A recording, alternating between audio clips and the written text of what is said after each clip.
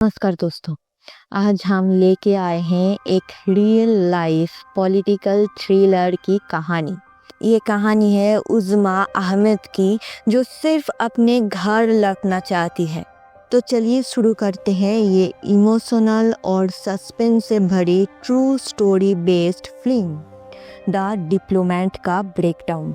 इस मूवी की कहानी शुरू होती है उज़्मा अहमद, जो एक इंडियन है, उसकी मुलाकात मलेशिया में ताहिर से होती है, जो एक पाकिस्तानी है। और फिर ताहिर ने उज़्मा को अपनी प्यार भरी बातों में उलझाकर उससे अपने प्यार में पागल कर देती है। उज़्मा एक डिवोर्सी है और उसकी एक बेटी भी है, जो थैलेसेमिया पेशेंट है। और फिर ताहिर उज़्मा को झूठा वादा करता है कि वो उज़्मा की बेटी नूर का इलाज करवाएगा पाकिस्तान में। उज़्मा को शादी से पहले ताहिर का घर परिवार देखने के लिए ताहिर उज़्मा को पाकिस्तान बुला लेता है और उज़्मा ताहिर की बातों में आ जाती है और वो पाकिस्तान जाने का फैसला करती है।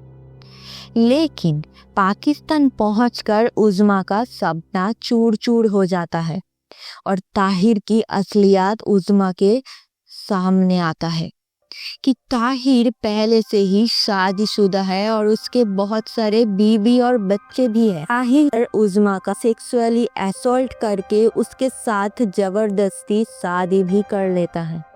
ताहिर ने उज़्मा को पाकिस्तान के बुनेर जगह पर रखता है।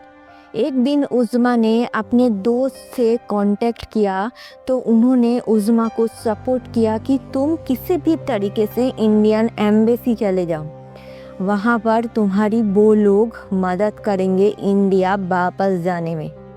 ताहिर बहुत चालाक इंसान था, लेकिन लालच के आगे वो भी हार गया। उज़्मा ने उसे झूठ बोला कि इंडिया में रस्म है कि शादी हो जाने के बाद अपनी बेटी को 10 लाख रुपए देते हैं और ये पैसे लेने के लिए उसकी एक कज़न भाई जो इंडियन एम्बेसी में काम करते हैं उससे मिलना पड़ेगा। वो इंडिया से उज़्मा के घर वाले से पैसे लाने में हेल्प करेगा। पैसों की बात सुनकर ही ताहिर रेडी हो गया उज़्मा को उसके कज़न भाई से मिलाने के लिए। इंडियन एम्बेसी इस्लामाबाद पहुंच के अपने पति को चकमा देकर इंडियन एम्बेसी के अंदर घुस जाती है। वहाँ के ऑफिसर उज़्मा को टेररिस्ट समझने लगते हैं और फिर उज़्मा उन्हें समझाने की कोशिश करते हैं कि वो इंडियन है और उनको वो अपना पासपोर्ट भी देती है और ताहिर के खिलाफ किडनैपिंग और सेक्सुअल असॉल्ट और ज़बरदस्ती शादी करने का इल्ज़ाम भी लगाता है। रिक्वेस्ट करती है कि उसे वापस इंडिया भेज दिया जाए। वो एम्बेसी ऑफिसर वाले उसे वापस अपने पति ताहिर के पास ना भेज सके इतनी हाथों की नस काटने की धमकी भी देती है। ये बात deputy sir diplomat JP sir के पास पहुंचती है और वो उज़्मा की पासपोर्ट को जांच करने के लिए कहती है और उज़्मा जो सेक्सुअल असॉल्ट और डोमेस्टिक वायलेंस की बात कर रही है, जांच करने के लिए 2 लेडी ऑफिसर को कहती है उज़्मा की बॉडी चेकअप करने के लिए कि वो सच बोल रही है या झूठ। फिर उन लेडी ऑफिसर ने कन्फर्म किया कि उज़्मा सच बोल रही है और उज़्मा का पासपोर्ट भी कोई फेक नहीं है, वो भी रियल है। अब यहाँ पर डिप्लोमेट जेपी सर के लिए चैलेंजिंग था कि कैसे उज़्मा को वापस इंडिया सेफ पहुँचाया जा सके, क्योंकि तब तक ताहिर ने ये खबर मीडिया में फैला दिया था कि इंडियन एम्बेसी वाले उसके पत्नी को एम्बेसी में रोक के रखा है और उसे अपने पत्नी से अलग कर दिया है।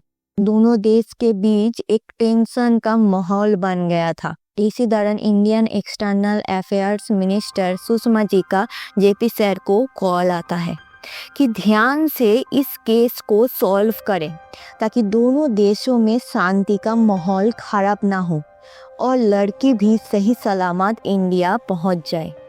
तो फिर जेपी सर पाकिस्तान के अथॉरिटीज से बात करती है उज़्मा को इंडिया भेजने के लिए और उसके ऊपर जो डोमेस्टिक वायलेंस हुआ है उसके लिए। पाकिस्तान के अथॉरिटीज इसे डोमेस्टिक केस करने का मामला कहकर कोर्ट में केस फाइल करने की बात करते हैं। ताकि कोर्ट ही फैसला करे कि उज़्मा को अपने पति के पास वापस भेजना है या इंडिया भेजना है। इस केस को कोर्ट में लड़ने के लिए जेपी सर ने पाकिस्तान के सीनियर एडवोकेट सैयद सर से बात करते हैं और वो मान जाते हैं केस लड़ने के लिए। अब यहाँ पर ताहिर से बचकर कैसे उज़्मा को कोर्ट ले जाया सके केस फाइल करने के लिए, वो बहुत बड़ा मुश्किल का काम था, क्योंकि उज़्मा ताहिर को फेस करने के हालत में नहीं थी। तो जेपी सर ने प्लान करके धोखे से ताहिर को इंडियन एम्बेसी ऑफिस में बुला लिया, ये कह के कि उज़्मा की मुलाकात करेंगे उससे, और पीछे अलग रास्ते से उज़्मा को कोर्ट ले जाकर केस फाइल कर दिया। और उज़्मा ने मीडिया में ताहिर के इल्ज़ाम को झूठा भी बता दिया। लेकिन कोर्ट के हियरिंग के दिन जज ने उज़्मा को ताहिर के सामने कोर्ट में हाजिर करने का फैसला किया, नहीं तो बोला कि वो केस डिसमिस कर देंगे।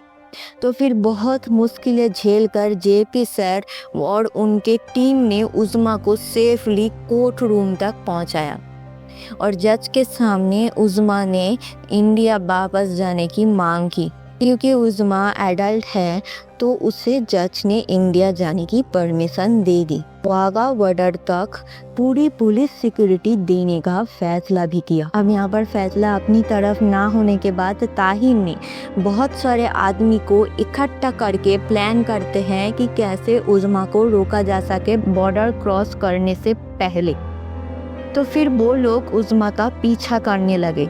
उज़्मा जिस कार में थी उस गाड़ी को पॉइंट करके फायरिंग भी करें, लेकिन जेपी सर और उनके पूरी टीम ने बहादुरी के साथ उज़्मा को वाघा बॉर्डर तक सेफ पहुंचाया और फिर उज़्मा वाघा बॉर्डर क्रॉस करके सेफली इंडिया पहुंच गई। तो दोस्तों, ये थी कहानी एक डिप्लोमेट की जिसने एक स्ट्रेंजर के लिए अपनी ड्यूटी के दायरे से बाहर जाके लड़ाई लड़ी।